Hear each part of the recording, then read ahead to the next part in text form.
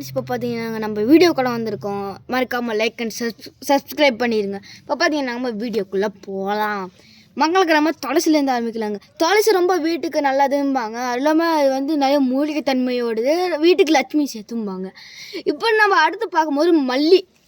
இது வந்து பார்த்தீங்கன்னாங்க ஊசி மல்லிம்பாங்க. இது வந்து மொக்கா இருக்கும்போது நம்ம எடுத்து தள்ளி போட்டோம்னா நல்லா வாசனையோட, அதுவும் இல்லாமல் தலைவலி கூட அவ்வளோக்கு வராதுங்கம்பாங்க. இப்போ நம்ம பார்க்க போகிறது குண்டு மல்லிங்க. குண்டு மல்லிங்கிறது இதோட தங்கச்சி மாதிரி. அது வந்து கொஞ்சம் குண்டாக இருக்கும், மொக்கா இருக்கும் போது எடுத்து வச்சுனா கூட வாசனையும் நல்லா வரும்.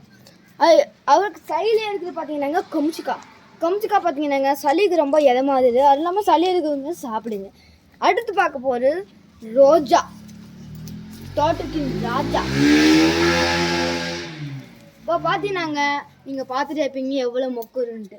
அது இல்லாமல் இது சீசன் டைமில் தாங்க மொக்க வரும். ஒவ்வொரு சீசனுக்கு வேறு மொக்க வருங்க. இது பேர் பார்த்தீங்கன்னாங்க ஜாதி மல்லி. இதுவும் அதோட தங்கச்சி மாறுறாங்க. அதுவும் இல்லாமல் இது வருஷத்துக்கு 1 டைம் தாங்க பொறிக்கும். அது சீசனாக தாங்க. இதே பேர் உங்களுக்கு சொல்லவே தேவையில்ல. நெல்லிக்காய் பார்த்தீங்கன்னாங்க சம்மர் சீசன் அது மாதிரி டைமில் தான் பார்த்தீங்கன்னாங்க வளரும்.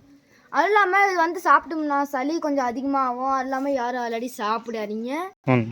இது பார்த்தீங்கன்னாங்க ஒயிட் ரோஸ் பார்த்தீங்கன்னாங்க அவ்வளோ கிடைக்கிறது கஷ்டம். அது இல்லாமல் இதை வீட்டில் ஆல்ரெடி தலைஞ்சிருங்க. அதுக்கு சைடில் இருக்கிற பார்த்தீங்கன்னாங்க அது ரோஸ் தாங்க, அது ஒயிட் ரோஸ் தாங்க. அங்கே இருக்குது பார்த்தீங்கன்னா பிங்க் ரோஸ். அது பார்த்தீங்கன்னாங்க ரொம்ப பிங்காக இருக்கும். அது இல்லாமல் அழகாகவும் இருக்குங்க. இதுதான் எங்களோட தோட்டம். அது இல்லாமல் செம்பருத்தி பூ வேறு இருக்குங்க. பார்த்தீங்களா எவ்வளோ செம்பருத்தி பூன்ட்டு. பார்த்தீங்கன்னாங்க இதோட நாங்கள் வந்து வீடியோ முடிக்கிறோம். மறக்காமல் கமெண்ட் பண்ணிடுங்க. பாய்.